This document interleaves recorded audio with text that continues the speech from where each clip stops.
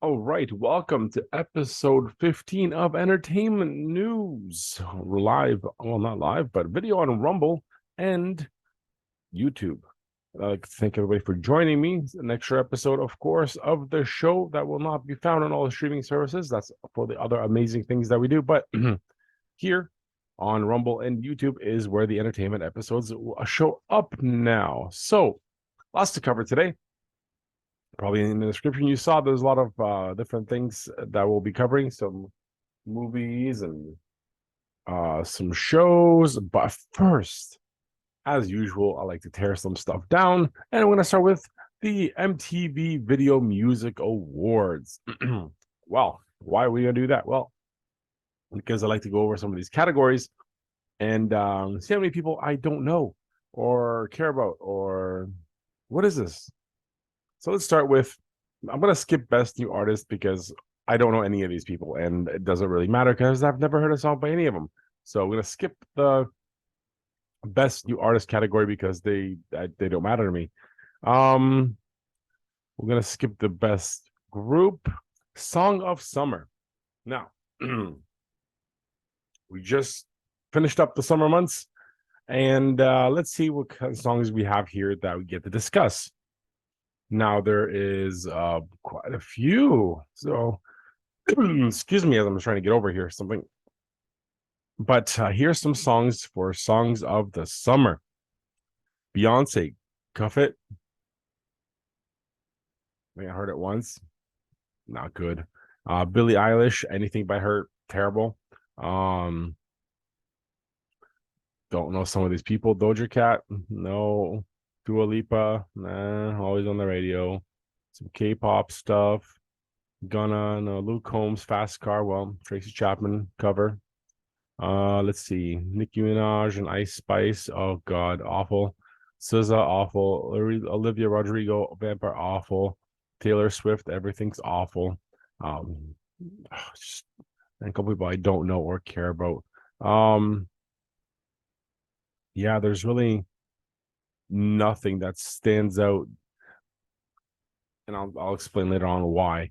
So, album of the year, probably one of my favorite categories of all time, and just because it should be an album that's lasting and you always go back to it if you like it, listen to it. So we have obviously Beyonce's Renaissance.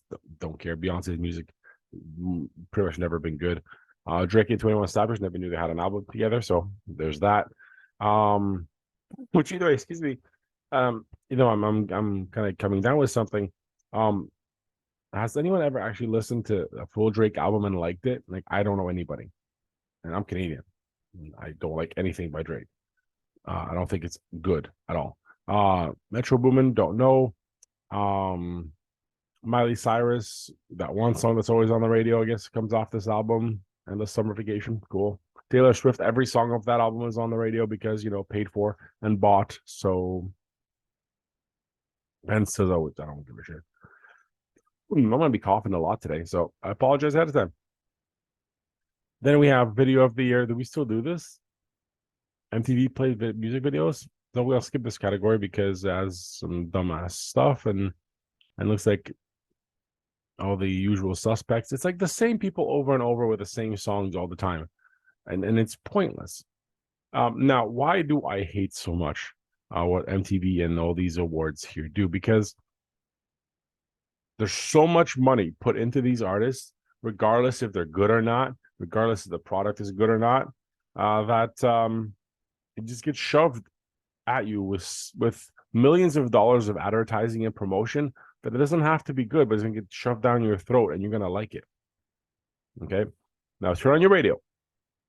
Go to I have some presets. You go on there and you go through those top 40 presets. The 3 stations top 40. It'll be the same songs over and over and over and over. Now, they wouldn't be playing those songs if they were paid to play those songs. Okay?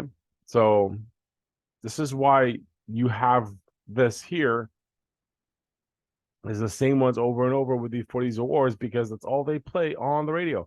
That's how they get their promotion. That's how many people like music. Like, nobody actually found Taylor Swift like, oh, this is good. No, it's been shoved down your throat so many times that you have no choice but to eventually embed it into your brain and like it. This goes with most of this stuff, like Nicki Minaj and Ice Spice. Anybody actually like any of this? No, it's garbage. It's garbage music. Like this is none of it's good. And then I'm a big hip hop head. I am, but I grew up in some of the best hip hop times of all time, the '90s. So let's go there. Best hip hop. Surprisingly, this fucking guy Diddy has a song out. Never heard of it, with Bryson Tiller, Ashanti, and Young Mommy, Miami, whatever. Fuck it. Who cares? Garbage. But Diddy's being honored for like a whatever generation award. Who cares? Anybody ever buy a Diddy album outside of 1997? No. Um, there is nothing good here. Nothing. Nothing I actually heard either. It's disappointing that the industry is so overrun by money, not talent. Because if I have to listen to that stupid Sam Smith song on the radio one more time, I'm gonna burn it down. It's garbage. It's total shit. Like there's no talent there,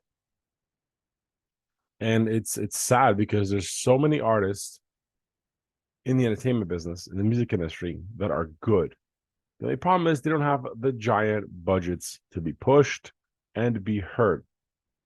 And that's why we get stuck with trash of 5, 6 artists all the time on repeat that we have to listen to. And every time they come with it, like Taylor Swift is just getting the head up the ass treatment in a positive way for her, because it's just everywhere. Everything Taylor Swift. I hate it because there's so many artists that could benefit from that promotion spread out over thousands of them than this one person. Okay. And in all these categories, it's the same thing. All the same ones all the time. Look at their recording budget, marketing budget, and everything else. How much money goes into pushing these people all the time? And that's per track. That's per release. That's per album. So that's a lot of money. And this is why this show here does what it does, because I promote independent artists as much as I can, because good music needs to get out there and get out there as quickly as possible to offset this nonsense. Let's get to some movies, some trailers that there's some movies that I want to see. I want to see Blue Beetle. That looked good. Again, I apologize. It is what it is. Rebel Moon looks amazing. I have no idea. I've never heard of it. It looks really good. I saw a trailer for it. I've never heard of it before, but it looks really interesting. It looks like something that will be gripping. Goes into like all the different genres that movies that are coming out. But yeah, looks like a mix between Dune and Star Wars. So pretty cool. Gran Turismo, car racing. Can't go wrong there. Based on a video game. Cool.